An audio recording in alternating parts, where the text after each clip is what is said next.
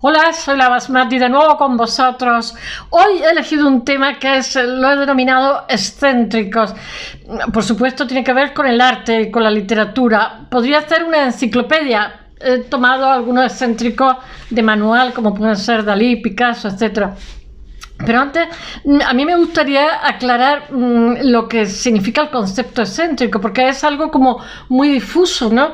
Puede ser desde una patología simplemente a algo saludable, porque los que son excéntricos pues no se reprimen de contar o de hacer determinadas cosas que el resto de los mortales sí lo hacemos.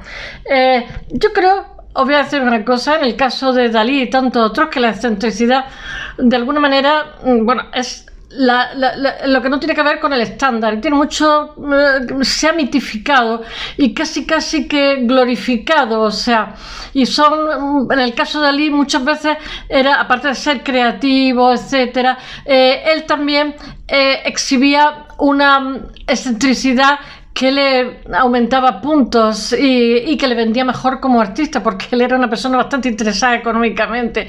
En el caso de Picasso es distinto, porque Picasso simplemente era una persona que hacía lo que le daba la gana, le gustaba pegar tiros con una escopeta, que son muy árabes, y que en Andalucía somos un poco del sur, más del norte de África, y él decía que no le gustaban las palomas, la columbicultura, como los romanos antiguos, y decía que no entendía por qué las palomas eran símbolo de la paz, porque eran animales muy peleones. No sé, os puedo contar muchísimas excentricidades, yo que sé, Chekhov, a su mujer, a todos le ponía nombre, a sus personajes, Ortiga, el médico sin pacientes, yo que sé, a su mujer le decía cocodrila mía, entonces... La verdad es que también os digo una cosa, el trabajo de artista es un trabajo muy solitario que no todo el mundo aguanta. Yo no me acuerdo cómo se llama un escritor norteamericano que escribía por las noches dentro de la bañera. Digo yo, madre mía, saldría arrugado como una ciruela seca. Hay infinidad de... Pero el hecho real es que muchas veces... cuando elaboramos la identidad, pues somos muy mentirosos, porque realmente nos adaptamos al entorno y evidentemente, obviamente, hay unos parámetros en los cuales es preferible no llamar la atención para no ser estigmatizado, por decirlo de alguna forma. Pero conforme la gente se va haciendo mayor, ¿cómo diría yo? Se va soltando la melena, o sea, no tiene que quedar bien con nadie, sabe que su tiempo es limitado, cosa que cuando eres joven piensas que vas a ser, no sé, que vas a ser como Matusalén, vas a vivir 1000 años.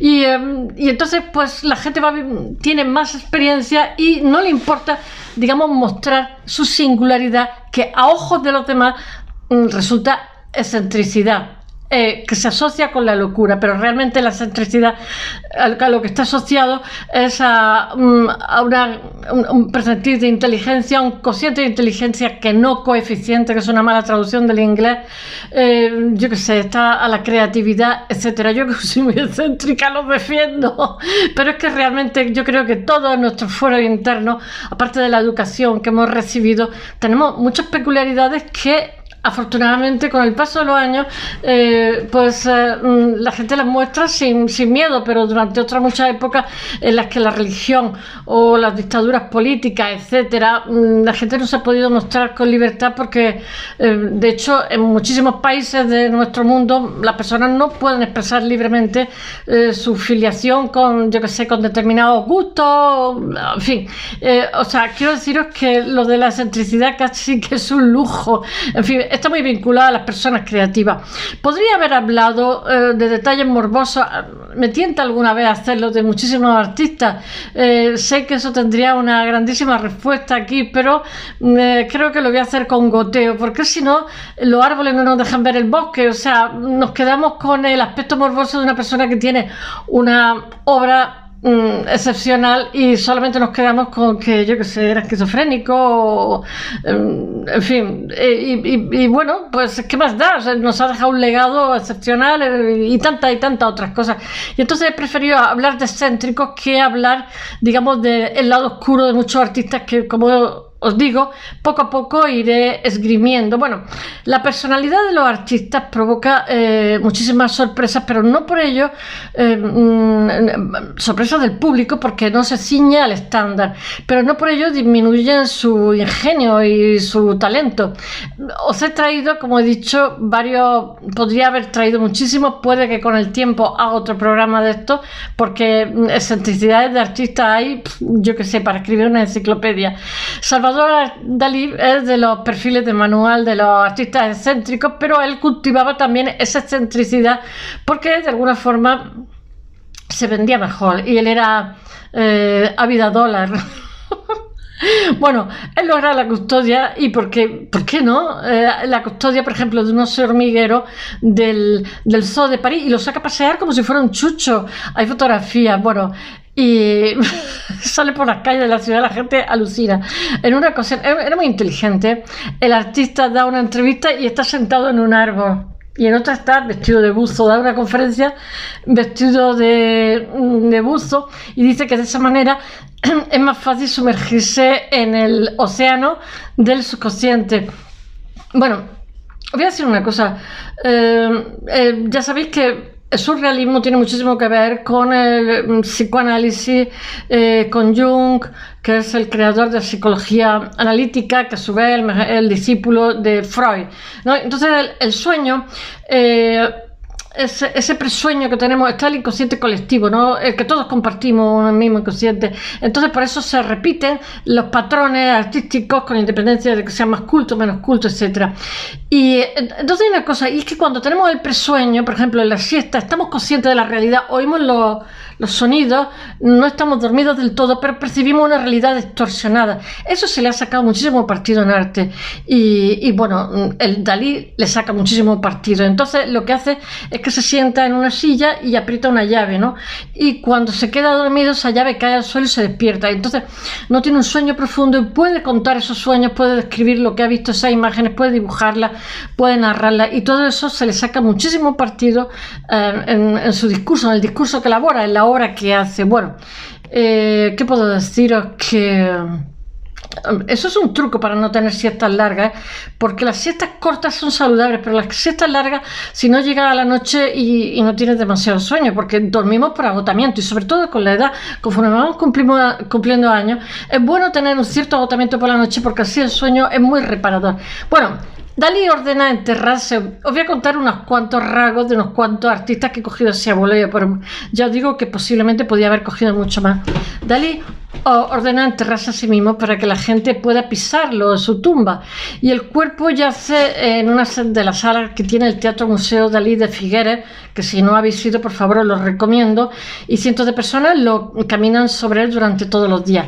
Él dice que tiene una garrapata también en una ocasión, intenta extirparla y era una mancha de nacimiento. Se miró al espejo y bueno, creía que era una garrapata. Le dio un ataque de pánico. No, era una marca de nacimiento que había estado allí siempre. Bueno, él es amante también de los animales disecados, las cosas disecadas, que a mí me dan horror, de verdad. Y entonces, pues, tenía bichos disecados que mejor lo adornaba con Navidad o les ponían otras cosas en su castillo de Pujol, en la casa de Porligat, yo qué sé.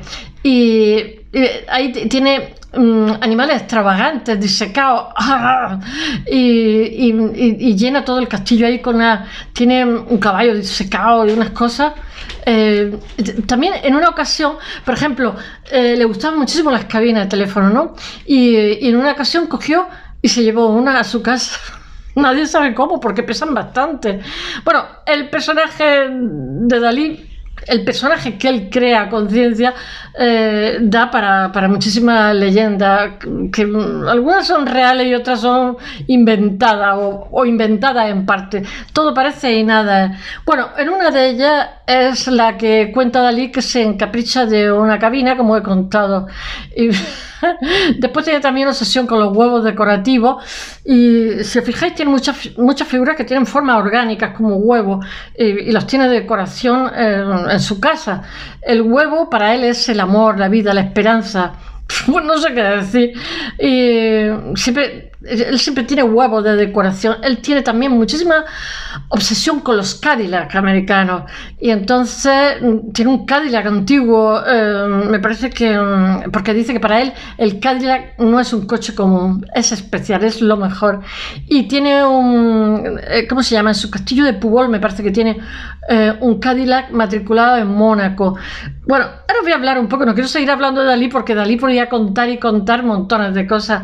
Ahora voy a contar un poquito de Gauguin. Gauguin era un agente de cambio y bolsa que le iba muy bien, tenía diferentes apartamentos, tenía atelier en cada uno de ellos y lo tenía como un hobby, pero poco a poco se fue juntando tenía una esposa, tenía 5 hijos, la vida le iba de maravilla, tenía sirvientes y tal, y dedicaba su hobby, su tiempo libre al arte y cada vez le iba dedicando más y en un momento dado abandonó a su mujer y se fue a los mares del sur y bueno, se casó con una chica de allí, pero en realidad no es que se casó, que se unió a diferentes, ya he hablado sobre eso, a diferentes adolescentes. Y en realidad es que la historia también la reescriben sin saberlo, porque yo os lo he contado y lo que pasa es que quiebra la bolsa. Algunas veces las bolsas quiebran porque el movimiento del libre mercado es cíclico y no hay un crecimiento ilimitado. Por eso cuando la gente dice ¡ay! Hay una crisis, hay no sé cuánto, bueno, eso está hasta contabilizado en los cash flow que se hacen en la empresa.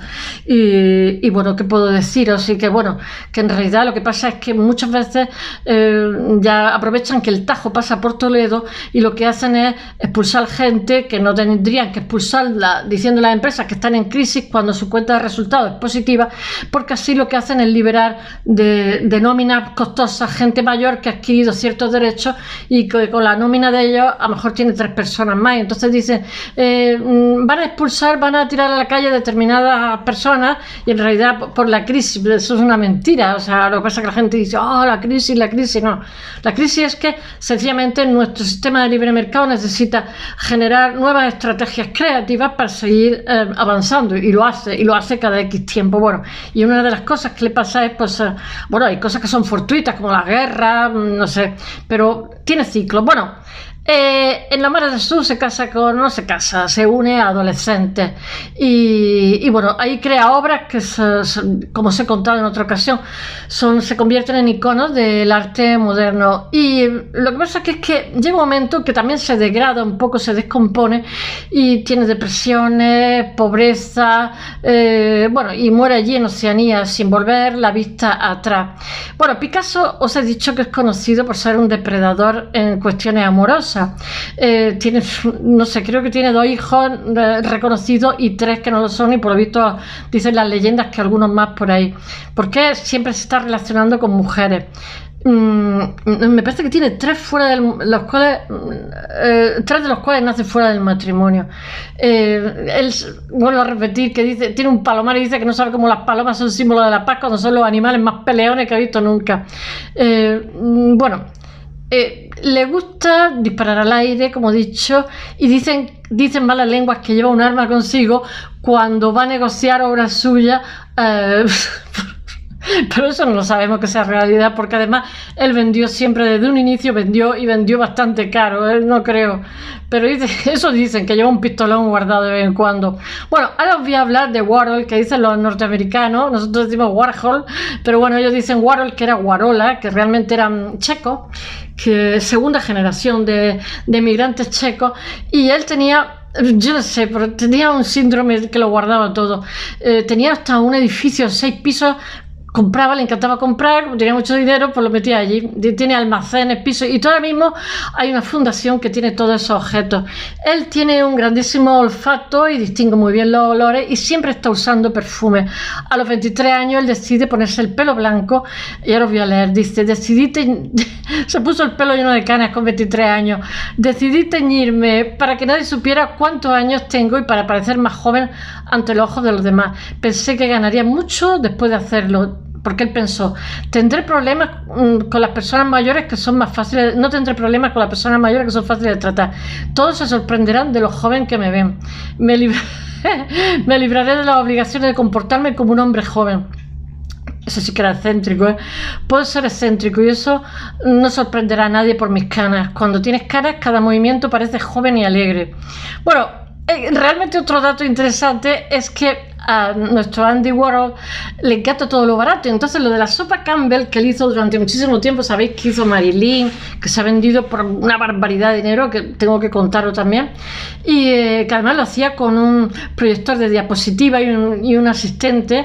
Ni siquiera lo hacía él, pero tenía la idea y los colores y todo esto. Bueno, él tiene la obsesión, era de una familia modesta, durante toda su vida le gusta la sopa Campbell y le gusta comer muy barato, y entonces tenía un montón de sopas Campbell que luego las pinta y abría la sopa con un agujerito y se las metía en el cuerpo, que eso son conservas, que no es que sea muy saludable. Bueno, y ahora os cuento lo que he dicho antes. Anton Chekhov, que le gustaba muchísimo bromear y no confía en las personas muy serias. Yo tampoco.